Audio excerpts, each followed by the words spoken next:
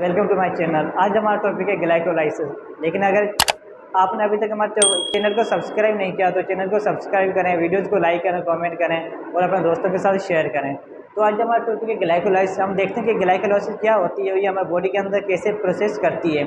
तो glycolysis word का मतलब है, ग्लाइको हम कहते हैं ग्लूकोज को एंड लाइसिस हम कहते हैं ब्रेकडाउन को, मीन्स के ब्रेकडाउन ऑफ। तो ग्लाइको का हमारे पास मतलब है ग्लूकोज एंड लाइसिस का हमारे पास मतलब है ब्रेकडाउन। तो ग्लाइकोलाइसिस का एक सिंपल सा डेफिनेशन क्या होगा, the breakdown of glucose is known as glycolysis. Means glucose का जब टूटता है, इसका जब मेटाबॉलिज्म होता है तो उसको हम क्या कहते हैं, ग्लाइकोलाइसिस कहते हैं। And it takes place in cytosol. ये कहाँ पे होता है? साइटोसोल के अंदर होता है। जो हमारा 6 कार्बन वाला मॉलिक्यूल होता है ग्लूकोज, उसका क्या होता है, ब्रेकडाउन होता है और वो कन्वर्ट हो जाता है 3 कार्बन वाले मॉलिक्यूल में, जिसे हम कहते हैं पायरूवेट। तो ये सारा प्रोसेस कैसे होता है? ये सारा प्रोसेस साइटोसोल के अंदर होता है। एंड इसको हम ऐसे भी कह सकते हैं कि it is series of reactions that takes place in cytosol and it break down the glucose to converted into pyruvate. और ये एक सीरीज है रिएक्शंस का, जो कि क्या करता है, ग्लूकोज को कन्वर्ट करता है पायरूवेट के अंदर, और फिर वो पायरूवेट आगे चल के एसिटाइल कोए बनाएगा और वो एसिटाइल कोए आगे चल के सिट्रिक एसिड साइकिल में हमें एनर्जी प्रोवाइड करेगा। तो हम देखते हैं कि ग्लाइकोलाइसिस हमारी कैसे होती है। तो जो हमारा एक मॉलिक्यूल होता है ग्लूकोज का, ये सबसे पहले हमारा कन्वर्ट होगा ग्लूकोज 6 फॉस्फेट में। जो ग्लूकोज है हमारा, ये हमारा कन्वर्ट हो रहा है ग्लूकोज 6 फॉस्फेट में। अब कैसे? यहाँ पे एक एटीपी मॉलिक्यूल आएगा, वो अपना फॉस्फेट इसको डोनेट कर देगा और ये खुद कन्वर्ट हो जाएगा किसमें, एडीपी में। मीन्स के एटीपी क्या था हमारा, एडिनोसिन ट्राइफॉस्फेट। इसने अपना एक फॉस्फेट डोनेट कर दिया ग्लूकोज को, देन ये कन्वर्ट हो जाएगा किसमें, एडीपी में, जिसको हम कहते हैं एडिनोसिन डाइफॉस्फेट। मीन्स के इसके बाद 3 फॉस्फेट है, एक इसने इसको डोनेट कर दिया, बाकी इसके पास 2 फॉस्फेट बचे, तो ये क्या बन गया, हमारा एडीपी बन गया। लेकिन एक एंजाइम यहाँ पे रिस्पॉन्सिबल होता है जो कि ये रिएक्शन को कैटालाइज करवाता है। उस एंजाइम को हम कहते हैं एक्सोकाइनेज। क्या कहते हैं? एक्सोकाइनेज, या फिर हम इसको ग्लूकोकाइनेज भी कह सकते हैं। तो ये एक्सोकाइनेज क्या करेगा, ग्लूकोज को कैटालाइज करेगा और इसको फॉस्फेट रिसीव करा के इसको कन्वर्ट कर देगा ग्लूकोज 6 फॉस्फेट में। अब जब ये हमारा ग्लूकोज 6 फॉस्फेट बन जाएगा, यहाँ पे एक और एंजाइम आएगा जो कि इसको रिएक्शन को कैटालाइज करेगा। वो एंजाइम कौन सा होगा, फॉस्फो एक्सोज आइसोमरेज। मीन्स के ग्लूकोज 6 फॉस्फेट हमारा कन्वर्ट होगा सिंपली किसके अंदर, फ्रक्टोज 6 फॉस्फेट में। अब कैसे? क्योंकि ग्लूकोज एंड फ्रक्टोज हमारे दोनों ये क्या है, आइसोमर्स हैं। ये एक दूसरे के क्या है, आइसोमर्स है। अगर इनका हम केमिकल फॉर्मूला देखें तो वो हमारा सेम ही होता है। अगर हम इनका स्ट्रक्चर देखें तो ये हमारे पास क्या है, एक ग्लूकोज का स्ट्रक्चर है और ये हमारे पास क्या है, एक फ्रक्टोज का स्ट्रक्चर है। जब हमने ग्लूकोज पे कार्बन नंबर 6 पे हम फॉस्फेट ऐड करेंगे तो ये स्ट्रक्चर हमारा बन जाएगा ग्लूकोज 6 फॉस्फेट। अब यहाँ पे क्वेश्चन अराइज होता है कि कार्बन नंबर 6 पे क्यों फॉस्फेट अटैच होता है?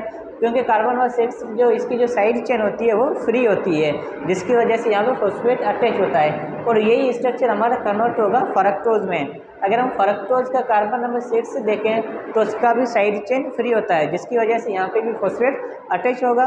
तो ये हमारा ग्लूकोज 6 फॉस्फेट कन्वर्ट हो जाएगा किसमें, फ्रक्टोज 6 फॉस्फेट में। अब जो फ्रक्टोज 6 फॉस्फेट हमारा बना है, यहाँ पे फिर एटीपी आएगा, एटीपी कंज्यूम होगा। एटीपी क्या करेगा, अपना फॉस्फेट इसको डोनेट कर देगा और ये खुद कन्वर्ट हो जाएगा किसमें, एडीपी में, जिसको हम कहते हैं एडिनोसिन डाइफॉस्फेट। लेकिन यहाँ पे भी एक एंजाइम होगा जो कि इस रिएक्शन को कैटालाइज कराएगा। वो एंजाइम हमारे पास कौन सा है, फॉस्फोफरक्टोकाइनेज। कौन सा है, फॉस्फोफरक्टोकाइनेज। मीन्स के फ्रक्टो 6 फॉस्फेट हमारा कन्वर्ट हो रहा है फ्रक्टो 1,6 बिस फॉस्फेट में। फ्रक्टो 6 फॉस्फेट मीन्स कि इसके पास कार्बन नंबर 6 पे एक फॉस्फेट ऑलरेडी था। अगर इसके अंदर हम एक और फॉस्फेट ऐड कर दें तो इसके अंदर अब 2 फॉस्फेट हो जाएंगे, जिसकी वजह से हम इसको नाम देंगे फ्रक्टोज 1,6 बिस फॉस्फेट। बिस क्या शो करता है, मीन्स के बाय, या मीन्स के 2 phosphate.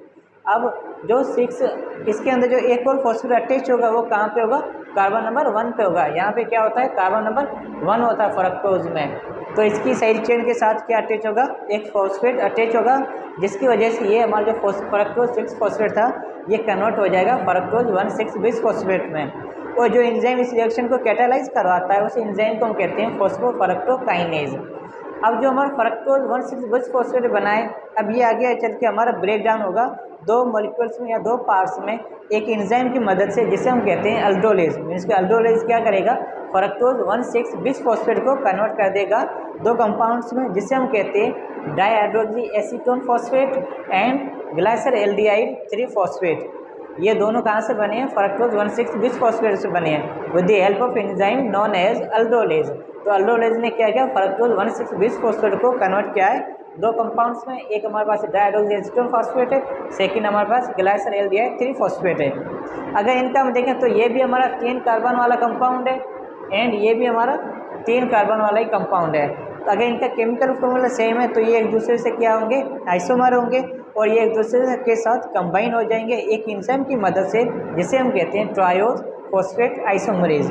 Triose phosphate isomerase, triose represent करता है 3 कार्बन वाले को, फॉस्फेट मीन्स के इनके साथ फॉस्फेट अटैच है, आइसोमरेज मीन्स के ये क्या है, एक दूसरे के आइसोमर्स हैं।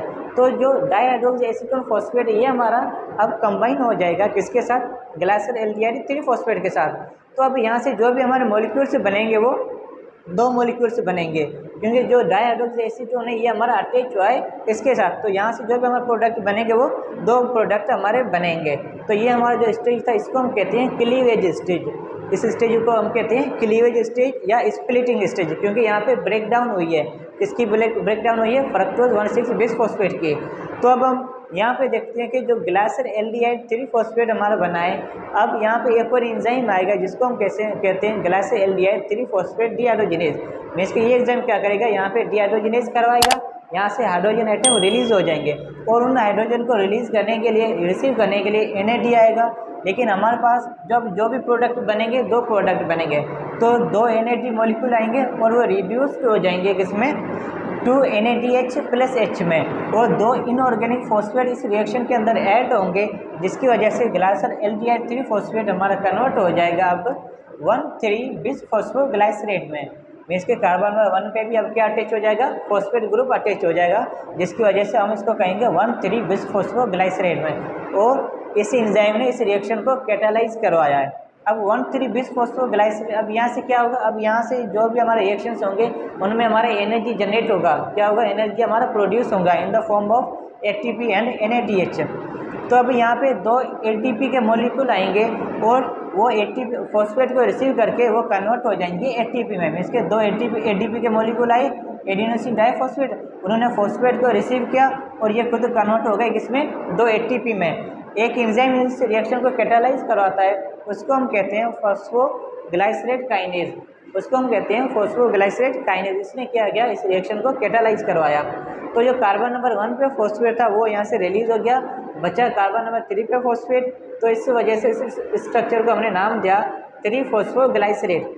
अब 3 फॉस्फोग्लाइसरेट हमारा कन्वर्ट होगा 2 फॉस्फोग्लाइसरेट के अंदर एक एंजाइम की मदद से, जिसको हम कहते हैं म्यूटेज, फॉस्फोग्लाइसरेट म्यूटेज। ये क्या करेगा, ये भी एक दूसरे के आइसोमर है, तो इनका क्या होगा, पोजीशन चेंज हो जाएगा।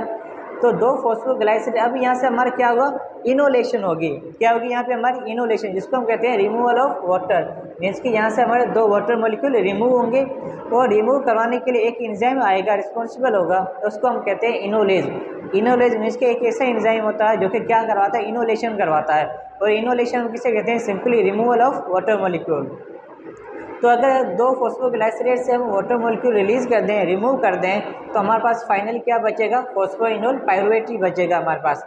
अब फॉस्फोइनोल, अगर इसका हम फॉस्फेट निकाल दें तो हम उससे ATP जनरेट कर सकते हैं, ATP बना सकते हैं, हम ATP बना सकते हैं। तो 2 ADP मॉलिक्यूल आएंगे, वो क्या करेंगे, फॉस्फेट को रिसीव करके वो खुद कन्वर्ट हो जाएंगे, 2 ATP बना लेंगे। मीन्स के एडिनोसिन डाइफॉस्फेट से क्या बन गया हमारा, एडिनोसिन ट्राइफॉस्फेट बन गया।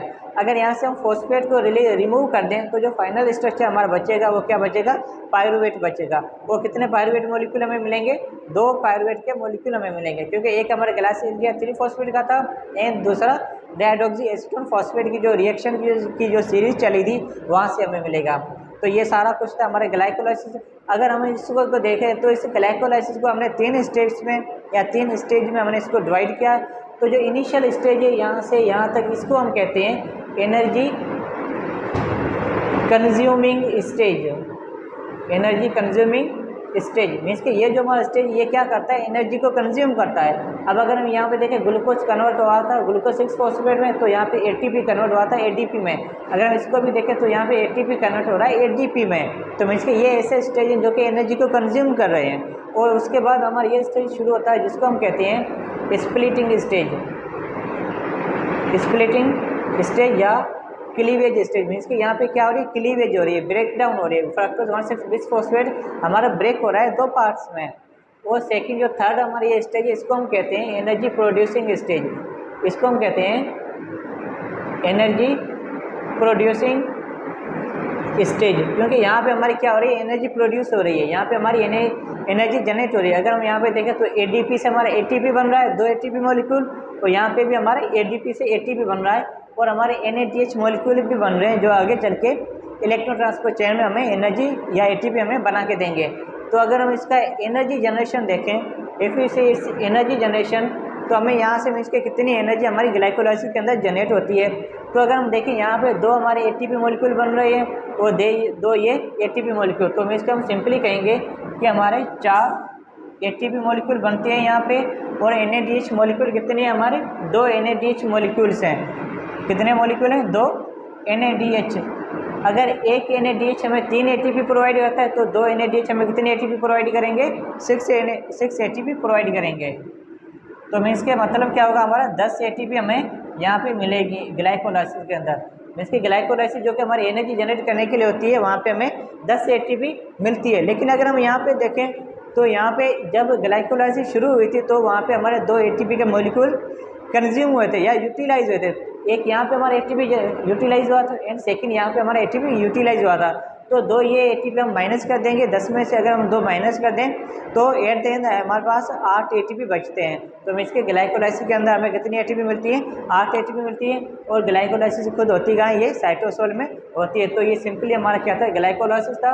और इसके अंदर 10 एंजाइम्स इन्वॉल्व होते हैं क्योंकि हमारे पास 10 रिएक्शंस होते हैं। और इसके अंदर कुछ ऐसे भी रिएक्शंस होते हैं जो कि रिवर्सिबल होते हैं, मीन्स के वो रिवर्स हो सकते हैं। और एट द एंड वो हमें क्या बना के देंगे, ग्लूकोज बना के देंगे। और उस प्रोसेस को हम कहेंगे ग्लूकोनियोजेनेसिस। लेकिन वो हमारा एक अलग ही टॉपिक है, उसकी एक अलग ही वीडियो है। और एट द एंड हमें क्या मिलेगा, एटीपी मिलेगा। तो सो गाइस ये था हमारा ग्लाइकोलाइसिस। आई होप कि आपको ये टॉपिक समझ में आ गया होगा। और अगर आपने अभी तक हमारे चैनल को सब्सक्राइब नहीं किया तो चैनल को सब्सक्राइब करें, वीडियोज़ को लाइक करें। Thank you.